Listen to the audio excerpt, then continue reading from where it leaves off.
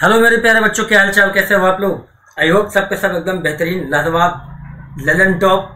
तो मेरे प्यारे बच्चों, जैसा कि आप सभी जानते हो कि एनडीए 2024 फर्स्ट अटेम्प्ट के लिए हमने आप लोगों को फिजिक्स पढ़ाना शुरू कर दिया है। तो हमारा वीडियो जितने भी बच्चों तक पहुंच पा रहा है, सभी लोग प्यार दिखाइए, एक दूसरे को शेयर करिए और जितना हो सके दूर दूर तक पहुंचाइए। मेरी कोशिश है कि हर तरह के क्वेश्चंस आप लोगों को टॉपिक के साथ साथ कराए जाएं जो बेसिकली आपके प्रीवियस ईयर एग्जाम्स में आए हुए हैं। ठीक है मेरे प्यारे बच्चों, तो आज है हमारा एनडीए फर्स्ट 2024 का तीसरा दिन। तो आज के तीसरे लेक्चर में हम लोग पढ़ने वाले हैं एक नए चैप्टर को, जिसका नाम है लीनियर मोशन, यानी कि रेखीय गति। या कह लो कि हम लोग आज मोशन पढ़ने वाले हैं, यानी गति के बारे में पढ़ने वाले हैं। तो बिना किसी देरी के अब हम स्टार्ट करते हैं अपने गति को। लेकिन उससे पहले आप लोगों से एक रिक्वेस्ट, अगर आप चैनल पे पहली बार विजिट किए हैं तो चैनल को सब्सक्राइब करना ना भूलें। वीडियो देख रहे हैं तो लाइक करिए। मन में कोई डाउट है या कोई सवाल पूछना है, किसी भी तरह की आपको कोई सजेशन चाहिए तो कमेंट जरूर करें। तो चलिए अब स्टार्ट करते हैं आज के अपने इस लेक्चर को। तो आज का हमारा पहला लेक्चर मोशन से स्टार्ट होने वाला है। तो मोशन में हम लोगों को क्या क्या पढ़ना है ये हम आज डिस्कस करेंगे।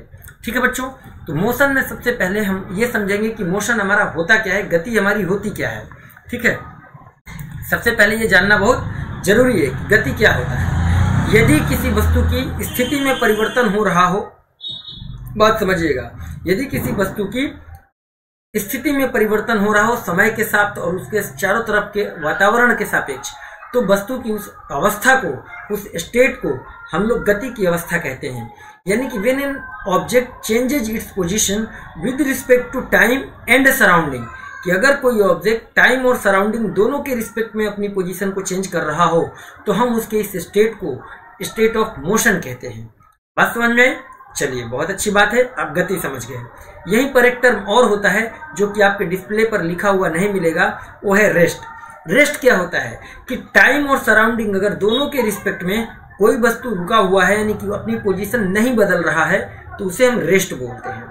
ठीक है, जैसे फॉर एग्जांपल कि आपके घर के सामने कोई पेड़ लगा है, तो घर के रिस्पेक्ट में उस पेड़ की स्थिति कभी नहीं बदलेगी जब तक कोई उखाड़े ना, कुछ करे ना, काट पीट के ले ना जाए। तो इसका मतलब कि घर के सापेक्ष आपकी पेड़ विराम की अवस्था में है, स्टेट ऑफ रेस्ट में है। जबकि आप अपने घर में हो, काम करने के लिए घर से दूर गए, तो यहाँ पर क्या हो रहा है कि आपकी स्थिति आपके घर के सापेक्ष बदल रहा है। जैसे अपने घर से आप 9 बजे निकले, 5 बजे और 10 बजे अपने ऑफिस पहुंचे, 10 से 5 काम किया, फिर शाम के 5 बजे वहां से निकल के घर आए, तो इस पूरे जर्नी में आपके अपने घर के सापेक्ष दिशा आपकी बदल रही है। तो ये आपकी गति की अवस्था है। समझ गए आप? चलिए, तो अब हम बात करते हैं गति कितने प्रकार के होते हैं। तो जैसा कि आप स्क्रीन पर देख पा रहे होंगे, गति 2 प्रकार के होते हैं। एक यूनिफॉर्म मोशन, जिसे एक समान गति कहते हैं, और दूसरा हमारा नॉन यूनिफॉर्म मोशन, जिसे असमान गति कहते हैं। अब हम बात करेंगे कि एक समान गति क्या कहलाता है। तो अब हम बात करेंगे बच्चों, एक समान गति क्या कहलाता है। तो जब कोई ऑब्जेक्ट इक्वल टाइम इंटरवल में इक्वल दूरी तय करता हो, जैसे कि मान लो 10 मीटर की दूरी आपको चित्र में दिख जाएगा, कि जैसे कि आपको चित्र में दिखा दिया गया है, ये चीज बहुत क्रिस्टल क्लियर, कि एक कार ट्रेवल कर रहा है, ए से बी तक गया 10 मीटर 2 सेकेंड में, बी से सी तक गया 10 मीटर 2 सेकेंड में, सी से डी तक गया 10 मीटर 2 सेकेंड में। तो यानी सभी दूरियों को, यानी समान दूरियों को समान समय में तय कर रहा है। तो वस्तु के इस प्रकार की गति को हम यूनिफॉर्म मोशन, यानी कि एक समान गति कहते हैं। ठीक है, बात समझ में आ गई कि एक समान गति क्या होता है। चलिए, बहुत अच्छी बात है कि आपको एक समान गति के बारे में पता चल गया। वहीं पर दूसरा हमारा होता है मेरे प्यारे बच्चों असमान गति, जिसे हम अंग्रेजी में नॉन यूनिफॉर्म मोशन कहते हैं और हिंदी में इसे असमान गति कहते हैं। ये असमान गति क्या होता है, तो जब कोई वस्तु, जैसे इस एग्जाम्पल से समझिए कि ये कोई कार है, ये क्या है बाबू, ये कोई कार है, ए से बी तक आया, 10 मीटर की दूरी 2 सेकेंड में तय किया, बी से सी तक 10 मीटर की दूरी 1 सेकेंड में तय किया, सी से डी तक 10 मीटर की दूरी 5 सेकेंड में तय किया। आपने क्या देखा यहाँ पर? आपने देखा कि समान दूरियों को अलग अलग समय अंतराल में कवर कर रहा है। तो वस्तु के इस प्रकार की गति को हम लोग असमान गति कहते हैं।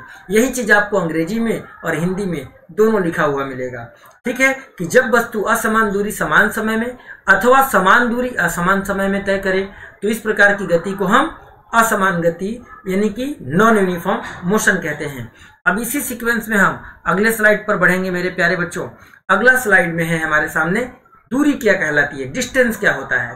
तो डिस्टेंस को हम यहां से समझते हैं एग्जाम्पल से कि ये कोई है, अरे ये कलुआ है भाई, ये कौन है, ये हमारा कलुआ।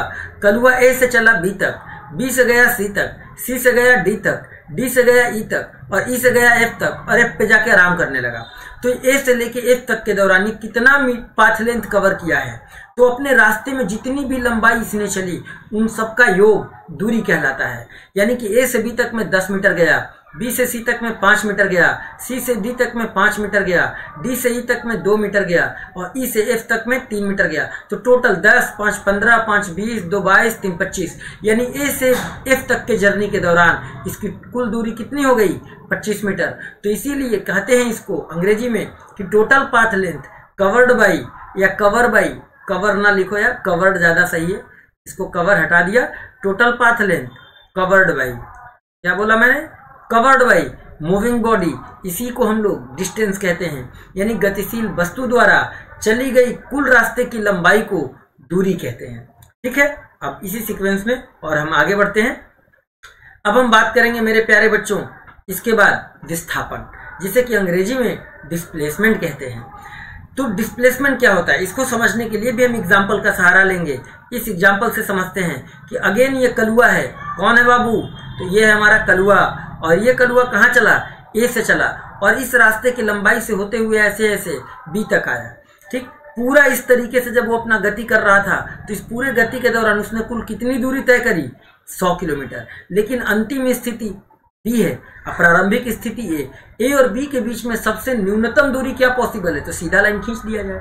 अगर इस सीधे लाइन को नापा, मान लो 10 किलोमीटर है, तो अंतिम और प्रारंभिक समझ लो कि प्रारंभिक और अंतिम दूरी के बीच की जो न्यूनतम दूरी होता है उसे हम विस्थापन कहते हैं। ठीक है, तो विस्थापन हमारा स्थिति पर डिपेंड करता है, यानी डिस्प्लेसमेंट डिपेंड ऑन पोजीशन। ठीक है, बात समझ आ गई। तो ए से बी के लिए डिस्प्लेसमेंट हमारा 10 मीटर का हो गया। हाउ टू डिफाइन, तो shortest path length between initial and final position, या किसी गतिशील वस्तु द्वारा प्रारंभिक एवं अंतिम स्थिति के बीच की न्यूनतम दूरी को विस्थापन कहते हैं। क्लियर हो गया।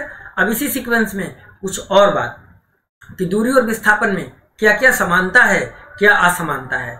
तो दूरी हमारी स्केलर क्वांटिटी है, यानी कि अदिश राशि है, जबकि डिस्प्लेसमेंट विस्थापन हमारा सदिश राशि यानी कि वेक्टर क्वांटिटी है।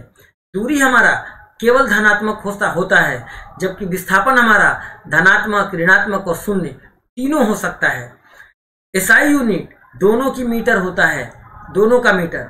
और एक सबसे खास बात कि डिस्टेंस और डिस्प्लेसमेंट कुछ इस तरीके से रिलेट करते हैं, यानी डिस्टेंस दूरी विस्थापन से हमेशा ज्यादा होगा या तो उसके बराबर होगा, लेकिन कम कभी नहीं होगा। ठीक है, एग्जाम्पल के तौर पे इसी फिगर में अगर आप देख लीजिए, इसी फिगर में आप देख लीजिए तो ए से बी तक गया है, ए से बी तक की कुल दूरी है 100 किलोमीटर, जबकि विस्थापन 10 किलोमीटर है, यानी डिस्टेंस ज्यादा है। डिस्टेंस हमारे चली गई कुल पथ की लंबाई पर डिपेंड करता है, जबकि विस्थापन हमारा केवल प्रारंभिक और अंतिम स्थिति पर निर्भर करता है। ठीक है ना, इसलिए दूरी हमेशा या तो बराबर भी हो सकता है या ज्यादा होगा, कम नहीं होगा। बात समझ आ गई। चलिए, जैसा कि एक सवाल भी आपसे 2013 में पूछा गया था इसी से रिलेटेड, क्या 2013 में पूछा गया है, 2013 के फर्स्ट में, कि if D denotes distance and distance covered by a car in time T and S denote displacement by the car during the same time, तो डिस्टेंस और डिस्प्लेसमेंट के रिगार्डिंग कौन सा ऑप्शन करेक्ट है। तो हम लिखेंगे कि distance must be greater than और इक्वल टू डिस्प्लेसमेंट। ये आपको याद रखना है। अब इसी सीक्वेंस में एक और सवाल आपके 2016 के एग्जाम में पूछा गया था कि ये दिया है कि the motion of a car along a straight line path is shown by the following figure. ये आपको फिगर दिया गया, इसमें आगे लिखा कि the car start O and reaches at A B and C. A O से स्टार्ट किया, ओ से चला ए तक गया, ओ से चलते चलते कहाँ गया बच्चों, तो ओ से ट्रेवल करते करते ये ए तक आया, ए से ट्रेवल करते करते बी तक आया, अब बी से ट्रेवल करते करते सी तक आया। And at different instant of time, अलग अलग समय में, during its motion from O to C and back to B. और ओ मतलब समझो कि ओ से हमारा बी तक गया, बी से सी तक गया और सी से फिर वापस ये बी तक आया, सी से वापस बी तक गया, ठीक है। तो इस पूरे जर्नी के दौरान distance covered and magnitude of displacement कितना होगा। तो डिस्टेंस की जब हम बात करें, यानी कि दूरी की अगर हम मेरे प्यारे बच्चों बात करें, ठीक है ना, मैंने किसकी बात की, डिस्टेंस। तो अगर हम डिस्टेंस की बात करें तो ओ से लेके सी तक गया, फिर ये सी से लेके बी तक आया, तो ओ से लेके सी तक के बीच में कितना दूरी है, 60 किलोमीटर, हमने 60 लिखा। और सी से लेके फिर बी तक आया, तो सी से बी तक में देखो, यहाँ से 60 से 50 यानी 10 किलोमीटर, 50 से 40 यानी अगेन 10 किलोमीटर, 20 और 5 25 यानी कि 25 किलोमीटर और चला। तो टोटल कितना आ गया, आपने कहा 85 किलोमीटर। तो डिस्टेंस कितना चला, 85। आपने कहा कि सर एक ही ऑप्शन है डिस्टेंस वाला डी, तो अब देख लेते हैं कि डिस्टेंस अगर 85 आ गया तो क्या हमारा डिस्प्लेसमेंट O2 लेके O2B, कहाँ से कहाँ तक, O2B कहाँ से चला है भाई, चला तो ये पूरा O से लेके C और C से लेके B तक है, लेकिन डिस्प्लेसमेंट तो हमारा केवल प्रारंभिक और अंतिम स्थिति पर डिपेंड करता है। तो हम केवल O2B को मेजर करेंगे। किसको मेजर करेंगे, केवल OB को मेजर करेंगे। तो O से लेके B तक की डिस्टेंस कितना है, 35 का मार्क है, तो 35 किलोमीटर, 35 किलोमीटर यानी कि डिस्प्लेसमेंट यानी कि विस्थापन केवल 35 किलोमीटर है। तो आई होप आपको डिस्टेंस और डिस्प्लेसमेंट अच्छे से समझ में आ गया होगा। अब हम आगे बढ़ते हैं बच्चों, कहाँ बढ़ते हैं, और आगे बढ़ते हैं इसी सीक्वेंस में। जो भी बच्चे हमारे चैनल पे पहली बार आ रहे हैं तो चैनल को सब्सक्राइब करते हुए जाएं, अपने दोस्तों में शेयर करें, ज़्यादा से ज़्यादा लोगों तक पहुँचाएं। हम आप लोगों के एनडीए के लिए फिजिक्स, सीडीएस के लिए फिजिक्स, एयरफोर्स के लिए फिजिक्स, बोर्ड एग्जामिनेशन के लिए फिजिक्स, नीट के लिए फिजिक्स पढ़ाते हैं। बात समझ में आ गई। तो आपको क्या करना है, प्यार दिखाना है। जितना ज़्यादा आप प्यार दिखाएंगे उतना हमारे इस दिल को सुकून पहुंचेगा, यानी my heart is beating beating beating very fast, ठीक है। It's okay. So now I am going to explain. अब हम चलते हैं, चाल क्या होता है। तो चाल को हम लोग स्पीड कहते हैं अंग्रेजी में। चाल को हम लोग अंग्रेजी में क्या कहते हैं बच्चों, स्पीड कहते हैं। तो एकांक समय में चली गई दूरी को चाल कहते हैं, यानी distance covered in unit time.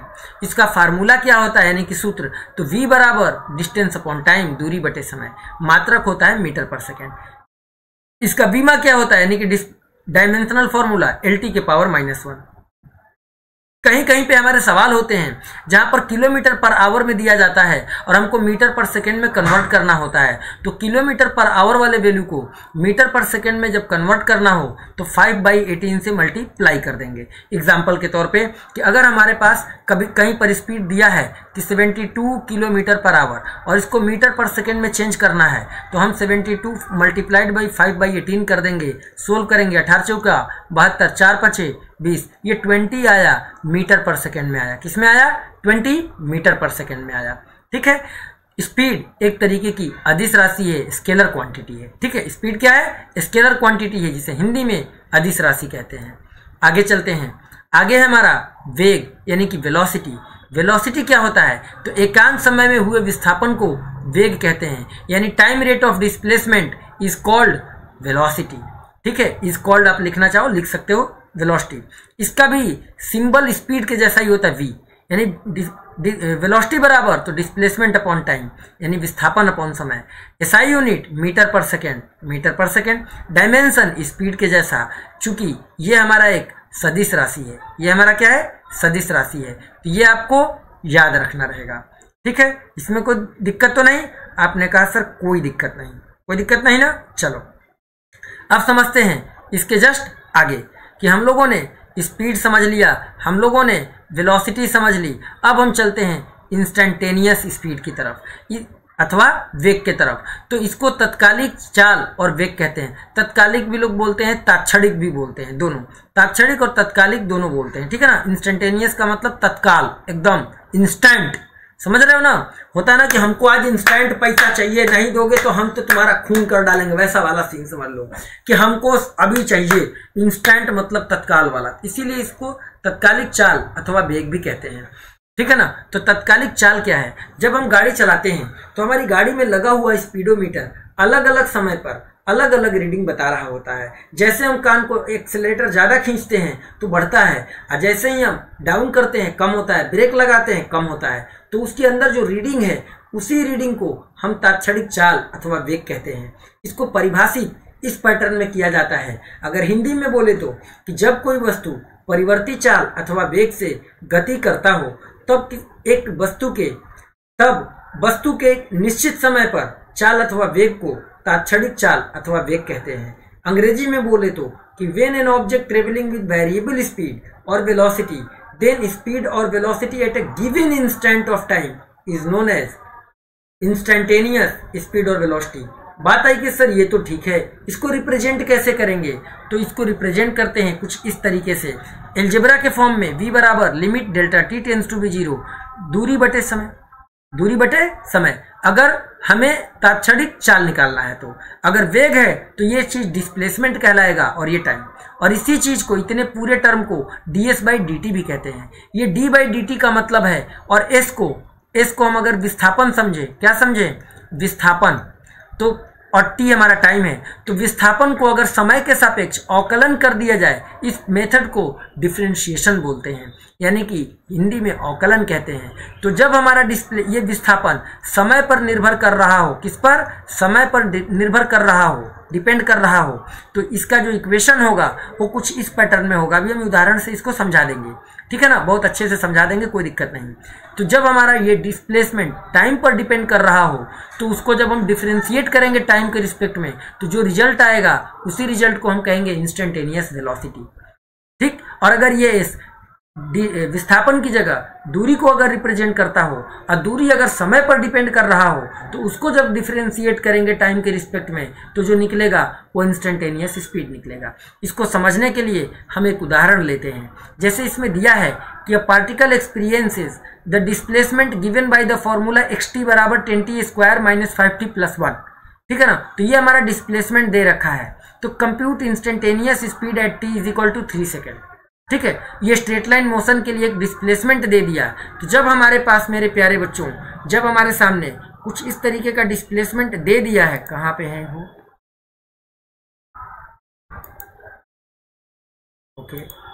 Okay good. ये डिस्प्लेसमेंट जब हमको दे दिया है तो सोल्व कैसे करेंगे? तो पहले हमने कहा कि डिस्प्लेसमेंट का दिया हुआ वैल्यू लिख लो। तो डिस्प्लेसमेंट का वैल्यू क्या दिया है बच्चों? तो आपने कहा कि सर xt बराबर दिया है इन्होंने कि 10t square minus 5t plus 1, तो आपने लिख लिया कि 10t square minus 5t plus 1, ठीक है। अब जब डिफरेंशिएट करोगे टाइम के रिस्पेक्ट में बच्चों, तो इससे हमारा वेलोसिटी निकलेगा। 10 तो हमारा कांस्टेंट है, टी स्क्वायर का डिफरेंशिएशन क्या होगा? तो टी स्क्वायर का डिफरेंशिएशन होगा हमारा 2t माइनस का 5, t का डिफरेंशिएशन 1, और ये 1 है, इसके बगल में टाइम नहीं है तो इसका डिफरेंशिएशन 0। तो जब इसको सोल्व करेंगे हम तो हमारा आ जाएगा 20t माइनस का 5, ठीक। तो ये वेलोसिटी स्पीड आ गई हमारी।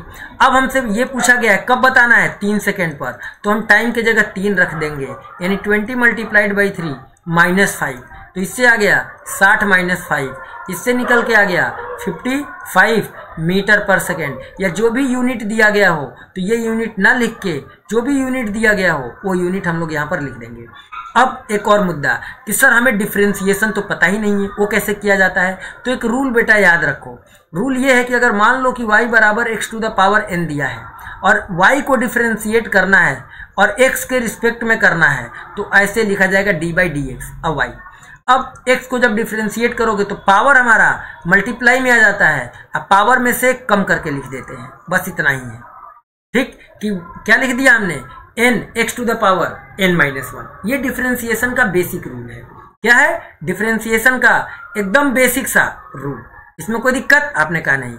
अभी अगर दिक्कत है तो अभी हम आपको और समझाते हैं कि जैसे एग्जाम्पल के तौर पे कि हमारे पास y बराबर x टू द पावर 5 दिया हो और इसको डिफरेंशिएट करना हो, तो हम क्या लिखेंगे? हम लिखेंगे dy/dx। अब 5 हमारा पहले आ गया और x आ गया, अब 5 में से घटा के लिख देंगे, तो ये हमारा आंसर हो गया। इसी तरीके से अगर y बराबर 1/x दिया हो तो क्या लिखोगे? तो इसको हम x के पावर -1 लिख सकते हैं। अब जब इसको डिफरेंशिएट करेंगे हम कि अब अगर इसके लिए dy/dx इक्वेट करेंगे dy/dx, तो -1 पावर हमारा मल्टीप्लाई में और x के पावर -1 में एक माइनस और करते हैं, तो -1 में अगर एक और -1 कर दिया जाए तो ये बन जाएगा -2, यानी पावर में यहाँ -2 आ जाएगा। क्लियर हो गया? ये नहीं हो गया? आपने कहा यस सर। तो 1/x का डिफरेंशिएशन ये हो गया। तो ये बेसिक से हमारे रूल है, ठीक है ना, समझ में आ गया। अब जैसे मान लो कि y बराबर t के पावर 10 दिया हो और हमसे dy/dx पूछा हो, dy/dx, तो क्या यहाँ पर x है? आपने कहा नहीं। तो अब इसका डिफरेंशिएशन, इसी को जब dy/dx इक्वेट करेंगे तो 0 आ जाएगा, क्योंकि जिसके सापेक्ष हम डिफरेंशिएशन कर रहे हैं वो टर्म यहाँ पर है ही नहीं, तो ये प्योर कांस्टेंट मान लिया जाएगा। ये क्या हो जाएगा फिर? ये कांस्टेंट टर्म है। कांस्टेंट टर्म का डिफरेंशिएशन हमेशा 0 लिखना होता है। क्या लिखना होता है? 0। समझ आ गया? चलो, तो इस तरीके से हमने वो चीज़, इस सवाल का जवाब आपको समझा दिया कि जब हमारा डिस्प्लेसमेंट टाइम पर चेंज हो रहा हो, क्योंकि अब देख रहे हो अलग अलग टाइम रखेंगे तो x की अलग अलग वैल्यू आएगी, मतलब कि ये एक समान चाल नहीं, अलग अलग समय पर अलग अलग चाल भी निकल के आएगा। जब अलग अलग समय पर अलग अलग चाल निकल के आएगा, ठीक है ना, तो हम कैसे निकालेंगे इसको? इस फार्मूले से। ये फार्मूला ही सबसे ज़्यादा यूज करते हैं, इस वाले को ज़्यादा यूज नहीं करते। समझा गया? अब चलो आगे बढ़ते हैं। अब है बेटा एवरेज यानी औसत चाल, ठीक है। औसत चाल क्या है? कि ratio of total distance travelled to total time taken, जैसे कि v एवरेज बराबर total distance upon total time taken, यही हमारा औसत चाल है। हिंदी में गतिशील वस्तु द्वारा चली गई कुल दूरी एवं कुल समय के अनुपात को औसत चाल कहते हैं, और भी कुल समय लिया गया कुल समय होता है, ठीक है। एग्जाम्पल से समझते हैं इसके लिए भी। जैसे कि मान लेते हैं, इसमें दो अलग अलग कंडीशन है, दो अलग अलग केसेस बनते हैं, वो केस आप याद रखना, आपके बहुत काम आएगा। जैसे पहला केस कि अगर ये कलुआ ए से बी तक चला, बी से सी तक चला, ए से बी तक की दूरी भी x है, अब बी से सी तक की दूरी भी x है, ठीक है ना। ए से बी तक की दूरी भी x है, अब बी से सी तक की दूरी भी x है, लेकिन ए से बी तक v1 स्पीड से चला और बी से सी तक v2 स्पीड से चला, तो औसत चाल हमारा ए से सी के लिए क्या हो जाएगा? तो ए से सी के लिए हमारा औसत चाल 2v1 v2 divided by v1 plus v2 हो जाएगा। और ये निकलेगा कैसे? ये निकलेगा मेरे प्यारे बच्चों इसी फार्मूला से, total distance upon total time taken से, ठीक है। तो ये रिजल्ट आपको याद रखना है। वैसे ही अगर कलुआ ए से बी तक गया v1 स्पीड से t1 समय में, t समय में, अब बी से सी तक गया v2 स्पीड में, और यहाँ भी समय t ही लिया, यानी कि अब ए से बी तक का इंटरवल, अब बी से सी का टाइम इंटरवल सेम है लेकिन चाल अलग अलग है, तो यहाँ के लिए अब एवरेज स्पीड आ जाएगा v1 plus v2 divided by 2, यानी कि जब दूरी बराबर है तो ये फार्मूला, जब समय बराबर है तो ये फार्मूला याद रखना है। इसका भी सवाल एनडीए में भी पूछा जाता है, इसका सवाल सीडीएस में भी पूछा जाता है, इसका सवाल एयरफोर्स में भी पूछा जाता है, इसका सवाल जनरल साइंस के हर उस पेपर में पूछा जाता है, ठीक है। जहां अगर आप तैयारी कर रहे हैं और जनरल साइंस आता है तो वहां पर ये सब पूछे जाते हैं, ठीक है बच्चों। अब हमारे पास अगला सवाल है, ये इसमें दे रखा है एक सवाल कि if a body travel half the distance with velocity v1 and next half with velocity v2, यानी कि फर्स्ट हाफ ट्रेवल किया, मान लो ये फर्स्ट हाफ की डिस्टेंस v1 स्पीड से ट्रेवल किया और नेक्स्ट हाफ का डिस्टेंस यानी यहाँ आ गया v2 स्पीड से ट्रेवल किया, मान लो कि ये भी दूरी x है और ये भी दूरी x, तो इसका औसत चाल पूछा है, तो एवरेज वेलोसिटी पूछा है, औसत वेग पूछा है। स्ट्रेट लाइन मोशन के केस में एवरेज वेलोसिटी और एवरेज स्पीड दोनों सेम होता है, अगर मोशन इन स्ट्रेट लाइन है तब, अदरवाइज नहीं। तो सिंपल सी बात है कि अभी ये हमने बताया, इसका direct answer 2v1 v2 divided by v1 plus v2 आ जाएगा। कब पूछा गया था? 2008 के सेकेंड एनडीए के पेपर में, ठीक है। उसके अलावा ये और बाद में भी पूछा गया है। इसके बाद एक और सवाल कुछ इसी तरीके से है बच्चों कि a man cover a total distance 100 kilometer on bicycle for the first 2 hours and the speed was 20 kilometer per hour and the rest of the journey, ठीक है ना, 2 घंटा 20 किलोमीटर की स्पीड से चला है और उसके बाद जो 100 किलोमीटर में से जो कुछ बच गया उस दूरी को 10 किलोमीटर प्रति घंटा से चला है, तो एवरेज स्पीड क्या होगा? हमने कहा अच्छा ऐसा है क्या, तो सोचो कि 2 घंटा किस स्पीड से चला, तो 20 किलोमीटर पर आवर की स्पीड से। तो हमने कहा 2 घंटे में डिस्टेंस कितना चला, तो डिस्टेंस बराबर मान लो d1 चला, स्पीड इंटू टाइम, तो कितना चला? आपने कहा सर 40 किलोमीटर की डिस्टेंस चला, स्पीड और टाइम को जब मल्टीप्लाई करेंगे 40 आ जाएगा। टोटल डिस्टेंस कितना है? 100 किलोमीटर। तो नेक्स्ट डिस्टेंस d2 कितना बचा? d2 बटा 100 में से 40 घटा देंगे तो 60, यानी कि 60 किलोमीटर को किस स्पीड से चला है? तो क्वेश्चन में दिया 10 किलोमीटर प्रति घंटा से। हमने कहा आ जाओ भाई, ये भी 10 किलोमीटर प्रति घंटा। अब टाइम निकाल लेंगे d2 डिस्टेंस वाला, तो मान लो इसका टाइम हमारा कितना लगा? t2। पहले ये जो 2 आवर लिया है ये पहले वाले का है, यानी D1 डिस्टेंस को ट्रेवल करने में, यानी 40 किलोमीटर को ट्रेवल करने में इसने T1 टाइम लिया, और ये T1 कितना है, 2 घंटा है। तो टाइम बराबर डिस्टेंस अपॉन स्पीड, तो 60 बटे जैसे ही 10 करेंगे यहाँ से हमको निकल आएगा कितना, 6 घंटा, यानी कि 60 किलोमीटर को 6 घंटे में ट्रेवल किया, अब 20 किलोमीटर को 2 घंटे में, तो टोटल डिस्टेंस ये है। तो अब एवरेज स्पीड कैसे निकालेंगे कि टोटल डिस्टेंस डिवाइडेड बाई कुल टाइम, तो टोटल डिस्टेंस हमारा 100 आ गया, अब कुल टाइम 6 + 2 8 आ गया, तो 100 को 8 से डिवाइड कर देंगे, तो भैया 4 से काटेंगे तो 4 दूना 8, 4 से काटेंगे तो 25 आ जाएगा 25/2 का मतलब 12 करेक्ट 1/2, यानी कि ऑप्शन सी इज राइट। इसी तरीके से और सवाल है, जैसे ये दिया, a man cover half of his journey at 6 kilometre per hour, आधा जर्नी 6 किलोमीटर पर आवर से, रिमेनिंग हाफ 3 किलोमीटर से। एवरेज स्पीड पूछा, डायरेक्ट फार्मूला लगाओ, वी एवरेज बराबर 2v1v2 divided by v1 plus v2, solve कर लो। 2 × 6 × 3 divided by 6 + 3 यानी 9, 3 से इसको काटो 3, 3 से इसको काटो 2, 2 दूना 4, option A is the right. इसी तरीके से और सवाल होता है, जैसे ये दिया है कि a person went from A to B at an average speed of x kilometre per hour and return B to A at an average speed of y kilometre per hour, यानी कि A से B तक गया, ठीक, x kilometre per hour की speed से गया, अब फिर वापस भी आया B से A तक वापस भी आया y किलोमीटर पर आवर की स्पीड से, तो पूरा टोटल जर्नी का एवरेज स्पीड पूछ लिया। तो ये भी तो वही है कि दूरी समान चाल अलग अलग, तो इसमें भी हमारा वही फार्मूला आ जाएगा, 2v1v2 divided by v1 plus v2, यानी कि A से B के लिए एवरेज स्पीड हमारा 2xy divided by x plus y आ जाएगा। क्लियर है? आपने कहा यस सर। अब आगे बढ़ते हैं। अब होता है बेटा त्वरण। त्वरण क्या है? तो त्वरण हमारा time rate of change of velocity को त्वरण कहते हैं, यानी कि वेग परिवर्तन के दर को त्वरण कहते हैं, वो भी किसके सापेक्ष? समय के सापेक्ष। किसके सापेक्ष? समय के सापेक्ष। तो समय के सापेक्ष जो वेग में परिवर्तन हो रहा हो उसे ही हम त्वरण कहते हैं। इसका फार्मूला होता है बेटा change in velocity upon time interval v2 - v1 upon t2 - t1। इसका SI यूनिट होता है मीटर पर सेकेंड स्क्वायर, जिसको आप ऐसे भी लिख सकते हो। इसका डायमेंशन, मीटर का मतलब L, सेकेंड मतलब t, पावर -2 पावर -2। ये डायमेंशन यानी कि ये हमारा वीमा हो गया। क्या हो गया बच्चों? ये हमारा वीमा हो गया। एक्सेलरेशन हमारा वेक्टर क्वांटिटी है। एक्सेलरेशन हमारा वेक्टर क्वांटिटी है। तो एक्सेलरेशन हमारा पॉजिटिव और नेगेटिव दोनों ही हो सकता है। ठीक है, अगर हमारा वेलोसिटी बढ़ रहा हो, क्या हो रहा हो, अगर हमारा जैसे मान लो किसी टाइम पर अभी वेलोसिटी हमारा 5 मीटर पर सेकेंड था, अब फिर मान लो 2 सेकेंड के बाद इसकी वेलोसिटी हमारा 10 मीटर पर सेकेंड हो गया, तो यानी वेलोसिटी बढ़ा है। ठीक है, अब अगर एक्सेलरेशन इक्वेट करेंगे कि v2 - v1 upon t2 - t1, तो v2 हमारा है 10, v1 है हमारा 5 और t2 - t1 यहाँ से यहाँ तक का टाइम है 2 सेकेंड, तो 2, तो इससे हमारा निकल के आ जाएगा बेटा 5/2 यानी कि 2.5 मीटर पर सेकेंड स्क्वायर। ये कैसा आया? पॉजिटिव आया। तो ये एक्सेलरेशन है। वहीं पर अगर हम ये कहें, ठीक है, कि कोई ऑब्जेक्ट 25 मीटर पर सेकेंड से ट्रेवल कर रहा था और उस ब्रेक लगा और सीधे रोक दिया गया 5 सेकेंड में, 5 सेकेंड में रुक गया, यानी अब 0 मीटर पर सेकेंड पर आ गया। अब इसका एक्सेलरेशन बताओ, तो हमने क्या एक्सेलरेशन निकाला?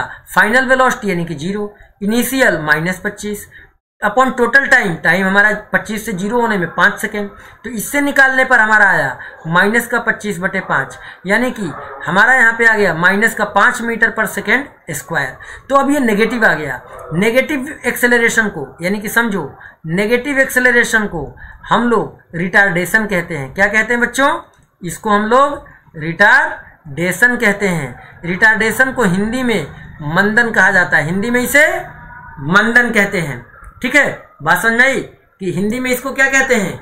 हिंदी में इसको हम लोग मंदन कहते हैं। अब इसी सीक्वेंस में मेरे प्यारे बच्चों और आगे बढ़ते हैं। तुम लोगों को सब पढ़ाएंगे जो तुम लोगों को चाहिए। ठीक है, जैसे देखो अब है इक्वेशन ऑफ लीनियर मोशन, रेखीय गति के समीकरण। रेखीय गति का समीकरण क्या होता है? ये कुछ 4 समीकरण होते हैं इस तरीके से कि v बराबर u प्लस at, s बराबर ut plus half at square, v square बराबर u स्क्वायर प्लस 2s और s NTH बराबर U plus half A 2n minus 1, ये सब आपने 9th क्लास में पढ़ा होगा। और कहाँ पढ़ा होगा? और आपने 11th क्लास में पढ़ा होगा। ठीक है, इसमें किसके क्या मतलब है? तो जैसा कि आप देखते हो यहाँ पर टर्म है V, यहाँ पर टर्म है U, यहाँ पर टर्म है A, यहाँ पर टर्म है S, यहाँ पर टर्म है टाई, यहाँ पर टर्म है S NTH। इन सब का क्या मतलब है? V का मतलब होता है फाइनल वेलोसिटी। V का मतलब क्या होता है बच्चों? V का मतलब होता है फाइनल वेलोसिटी। फाइनल का मतलब अंतिम वेग, अंतिम वेग, ठीक है ना, ये क्या है? अंतिम वेग। U क्या है? इनिशियल वेग यानी इनिशियल वेलोसिटी, इनिशियल वेलोसिटी यानी कि इसको हम प्रारंभिक वेग कहते हैं। क्या कहते हैं? प्रारंभिक वेग। A क्या है? ये हमारा बेटा एक्सेलरेशन है, और एक्सेलरेशन को हम हिंदी में त्वरण कहते हैं। क्या कहते हैं? त्वरण। S क्या है? तो ये हमारा डिस्टेंस है। ये हमारा क्या है? ये हमारा डिस्टेंस है। इसको हम क्या कहते हैं? तो इसे हम दूरी कहते हैं। T क्या है? T हमारा टाइम है। टाइम को हम लोग समय कहते हैं, टाइम को समय कहते हैं। और ये SNTH क्या है? तो SNTH है nवें सेकेंड में चली गई दूरी। क्या? nth सेकेंड में चली गई दूरी। समझो, nवें सेकेंड में, nवें सेकेंड में चली गई दूरी, nवें सेकेंड में चली गई दूरी। समझ गए? ये क्या है? nवें सेकेंड में चली गई दूरी। यानी जैसे अगर आप गाड़ी चला रहे हो, आपको पूछ लिया कि 12वें सेकेंड में कितना दूरी चला, तो 12वें सेकेंड का मतलब होता है 12वें सेकेंड, 12वें सेकेंड। तो 12वें सेकेंड का मतलब होता है कि 11 सेकेंड और 12 सेकेंड पूरा होने के बीच में, यानी 11 से जब घड़ी की सुई, यानी 11 से सेकेंड वाली सुई जब 12 पे जा रही है, तो इतने के दौरान उस 1 सेकेंड, विद इन 1 सेकेंड कितना डिस्टेंस ऑब्जेक्ट चला, इसको हम इस तरीके से रिप्रेजेंट करते हैं। समझा गई बात? तो यहाँ पर इस इक्वेशन में जितने भी चीज यूज की गई है वो हमने बता दिया। याद रखना, अगर वेलोसिटी बढ़ रहा है तो हमारा एक्सेलरेशन पॉजिटिव होगा, ठीक। और अगर वेलोसिटी हमारा घट रहा है, समझो कि अगर हमारा वेलोसिटी घट रहा हो तो उसके रिफरेंस में एक्सेलरेशन हमारा नेगेटिव होगा। पॉजिटिव एक्सेलरेशन को एक्सेलरेशन ही कहेंगे और नेगेटिव एक्सेलरेशन को रिटार्डेशन यानी कि मंदन कहेंगे। क्या कहेंगे बच्चों? इसको हम लोग रिटार्डेशन यानी कि मंदन कहेंगे। तो आज के लेक्चर में जितना हमने आपको बताया सब आपको नोट कर लेना है पेन और पेपर लेके। जो भी बच्चे हमारे चैनल पे पहली बार आए हैं, पहली बार हमें देख रहे हैं, चैनल को सब्सक्राइब जरूर करें। फिर मिलेंगे ऐसे ही मोशन के लेक्चर नंबर 2 के साथ। तब तक के लिए आप सब मुझे आज्ञा दीजिए। Thank you so much and जय हिंद।